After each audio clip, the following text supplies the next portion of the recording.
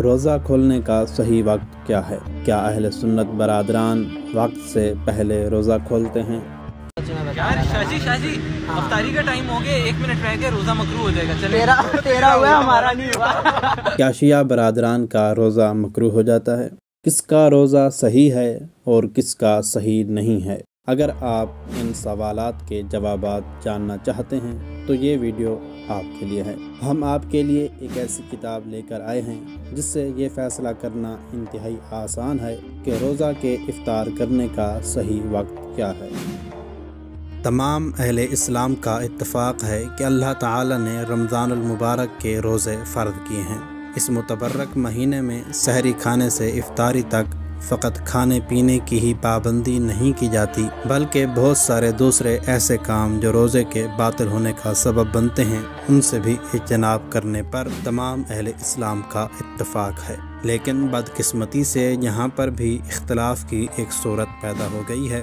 برادران اہل سنت جو ہی سورج غروب ہوتا ہے روزہ افطار کر دیتے ہیں، لیکن مکتب اہل بیت کے پیروکار یعنی شیعہ چند منٹ تاخیر سے روزہ کھولتے ہیں۔ اہل سنت حلقوں میں ایک بات کا تسلسل سے تکرار کیا جاتا ہے کہ روزہ کھولنے میں جلدی کرنے کا حکم ہے، اس لیے جو ہی سورج کا آخری کنارہ غائب ہوتا ہے برادران نے اہل سنت کی مساجد سے افطاری کا اعلان کر دیا جاتا ہے، جبکہ شیعہ مساجد سے تقریباً 10 منٹ بعد افطاری کا اعلان کیا جاتا ہے۔ اس ماہ مبارک میں مختلف لوگوں یا اداروں کی طرف سے افطار پارٹیوں کا اہتمام بھی کیا جاتا ہے، جس میں اپنے تعلق واسطے کی بنا پر شیعہ سنی تمام مکاتب فکر کے لوگوں کو دعوت دی جاتی ہے۔ اب جو ہی برادران اہل سنت کی مساجد سے افطاری کا اعلان ہوتا ہے لوگ فوراً کھانا پینا شروع کر دیتے ہیں، لیکن اجتماع میں موجود شیعہ حضرات افطاری کا سامان اپنے سامنے رکھ کر روزہ کھولنے کا انتظار کر رہے ہوتے ہیں۔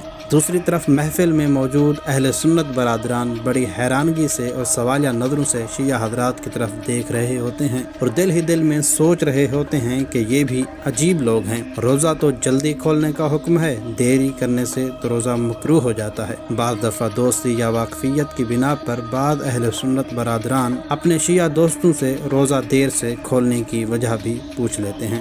شیعوں کے پاس بھی موقع اور اجتماع کی مناسبت سے مختصر جواب یہی ہوتا ہے کہ قرآن میں روزہ رات تک تمام کرنے کا حکم ہے اور رات سورج غروب ہونے کے چند منٹ بعد شروع ہوتی ہے۔